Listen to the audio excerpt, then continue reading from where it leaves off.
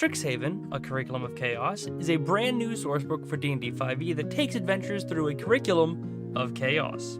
It provides a fully fleshed out university for arcane arts, the new Owlin race, 2 new feats, 5 new spells, 8 new magical items, and an entire campaign setting taking your characters from level 1 to 10. Honestly, this sourcebook provides so much content that you could probably make a movie about it. Maybe following a chosen Owlin and 2 of his friends as they progress through their studies at a mage school, and maybe call it Perry Botter. I can't believe I just did that. All joking aside though, let's take a quick look into all the new content in Strixhaven. Starting off, let's look at the setting itself. Strixhaven is a university where students can go to study. Who would have guessed it's a school? Surprisingly enough, however, the university isn't solely focused on magic.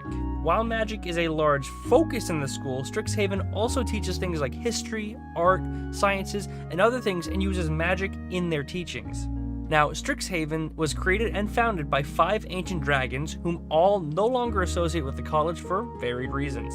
Each dragon has a college within the larger University of Strixhaven named after them that focuses on a specific area of study. Without spoiling too much, each of the houses or colleges were built upon 2 opposing principles. Things like life and death, order and chaos, reason and emotion, and so on. So you can imagine that much of what you see within the book is going to be focused around these paradoxical topics. But that's enough about the school, let's get to what people care about. So with all the new stuff released, we should probably start with the new race, and that would be Owlin. These are humanoid creatures that are distant relatives to giant owls from the Feywild. They are either small or medium-sized creatures and have wings that allow them to fly at their standard walking speed of 30 feet. Alongside this, they also have proficiency in stealth and dark vision, both of which are obvious plays off the fact that, they're owls. And that's it. Moving on, a new set of backgrounds, which I think are absolutely banana strong, is called the Blank College Student. The Blank College is specific for the house or college that they are following within the actual university. These backgrounds provide things like tool and skill proficiencies, knowing additional languages, you get some random school supplies, along with the Strixhaven Initiate feat, which is really strong, and if you're a spellcaster, you automatically know an additional 10 spells based on the initiate you choose. Getting a free 10 spells is really damn strong, but I'm not here to judge, I'm here to inform. All of the variants of these backgrounds depend upon the college student that you are a part of, and the spells you get are no joke, they're damn good spells. I'm not going to go over every single background because there's 5 of them and each of them give their own unique list of 10 additional spells, which would make 50 spells to talk about, which is pretty nuts. But anyways, this is essentially a must-have background for any spellcaster if your DM allows it. It's just so strong. But every single one of those backgrounds also gave the Strixhaven Initiate feat. So what is it? Well, I'm glad you asked because we're going to go over the feats next. Essentially, that feat allows you to choose one of the Strixhaven colleges, and depending upon what college you choose, you learn 2 cantrips and 1 first level spell that you can cast without using a spell slot once per day. The really nice thing about this is that you can choose 2 out of a list of 3 possible cantrips and just straight up choose whatever first level spell you want out of an associated class spell list. The first college is called the Lore Hold, and you can choose between Light, Sacred Flame, and Thaumaturgy for your cantrips and choose a single first level spell from a Cleric or Wizard spell list. The second would be the Prismari College, and the choices for cantrips would be Firebolt, Prestidigitation, Ray of Frost, with a first level Bard or Sorcerer spell. Third is the Quandrix, allowing a choice of Druidcraft, Guidance, and Mage Hand, and a first level Druid or Wizard spell. Fourth is Silver Quill, allowing the choice of Sacred Flame, Thaumaturgy, or Vicious Mockery, as well as a first level Bard or Cleric spell. And finally, Witherbloom, which allows the choice of Chill Touch, Druidcraft, and Spare the Dying, and a first level Druid or Wizard spell. So they obviously provide a lot of options, which gives a lot of freedom when you're creating your characters, so this feat is arguably a must-have in my opinion. But anyways, there is another feat in the book that's called Strixhaven Mascot that requires you to have the Strixhaven feat as a prerequisite, and it isn't exactly what it sounds like. You're not going to put on a suit and parade around with a crocheted head of a dragon, although that would be really funny. No, this feat actually allows you to summon the mascot of the college you're from within Strixhaven. Essentially, you gain access to the spell Find Familiar that you can cast ritually, and whenever you take an attack action, you can forgo 1 attack and let your familiar make an attack with its reaction. The cool thing about this is that each Mascot familiar has their own unique special ability that they can use as an attack action. I'm not going to go over each of them, but go check them out, they're pretty cool. But with the Mascot, you can also teleport and swap places with your familiar as an action as long as it's within 60 feet of you. And I think that is one of the coolest things about this feat.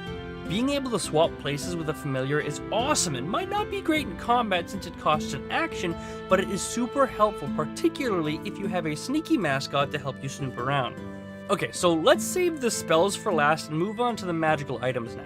As I mentioned, Strixhaven introduces 8 new magical items. Realistically though, it's more like introducing 3 new items, since 5 of the items are technically just variants of the same type of item. So let's start with those.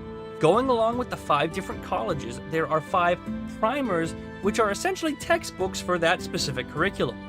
Each of these primers provides a variation of the same kind of benefit.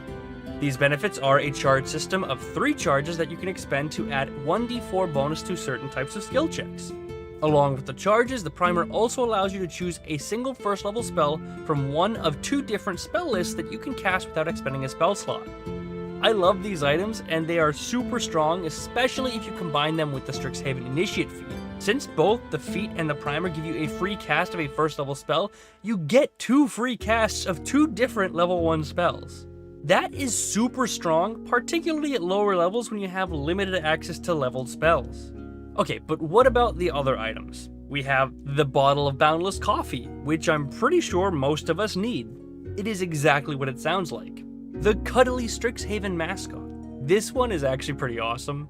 Essentially, it's a plush of your college mascot that gives you advantage on a saving throw for being frightened. It magically hugs a piece of your body, so you can like have it hug your arm, and while it's hugging you, it just gives you the advantage. It's actually really funny. It's essentially a magical toddler's teddy bear. And finally, the Strixhaven Pendant. Pretty much just a necklace with the symbol of your college that sheds bright light within a 10-foot radius around you. Simplistic, but nice flavor for the book. Okay, but now it is time for my favorite part, the spells. Strixhaven brings in a single first level spell and 4 additional second level spells. Starting off with the first level, we have Silvery Barbs, and this is arguably my favorite spell in the entire book. It's a reaction spell that you can use after an attack hits, which is essentially like a lucky feat, where you can make them roll again and force them to take the second number rolled. Afterwards, you can choose another creature and give them advantage on their next roll within a minute of casting the spell. I love this so much. It gives you a reaction at level 1, and honestly, it's like a baby counterspell or lucky feat, at least when you're being attacked. Next up, we have the second level spells, and starting off, we'll talk about Borrowed Knowledge. This spell lasts for an hour and gives the target proficiency in a skill of their choice. Pretty simplistic, but cool nonetheless. Next is Kinetic Jaunt. Yes, Jaunt, I probably said that wrong. This is a bonus action that empowers you with the power of dance and provides bonuses for a minute. It increases your movement speed by 10, makes it so you don't provoke attacks of opportunity, and allows you to move through space of another creature. Again, a cool kind of spell, but for a second level, it's kind of a bit underwhelming in my book. Next up, we have Vortex Warp, and boy howdy, this one's pretty cool too. It forces a Constitution saving throw of a creature or be teleported to a place that you can see within 90 feet of the caster. Now you can't use this to teleport them, say, 90 feet in the air and have them freefall. They have to have stable footing, but other than that, this is still a really cool spell. Someone's running away from the barbarian? I don't think so. Right in front of him. Easy peasy. And finally, we have Wither and Bloom. Now this one took me a couple of reads to understand fully, but it makes sense when you think of the naming scheme. This spell creates a 10-foot radius sphere where each creature of your choice within must make a Constitution saving throw or take 2d6 necrotic damage or half as much on a successful one. The nice thing about this spell that's really cool is that in addition to that, you can choose a single creature within that area and have them roll a hit die to regain HP plus your spellcasting modifier. Meaning that you can cast this in the entire melee with your fighter and barbarian without having to worry about hurting them and actually heal them in the process. Honestly, this is a really cool spell playing off the polar opposites motif in the book. In my opinion, D&D always needs more unique spells, and I think this one definitely qualifies. But with that, it pretty much covers everything in Strixhaven. If you have a second, I would love to hear your thoughts about the book. Let me know what you think in the comment section below. But that's all I have for you today, so thank you all very much for watching, and I will see you on Friday.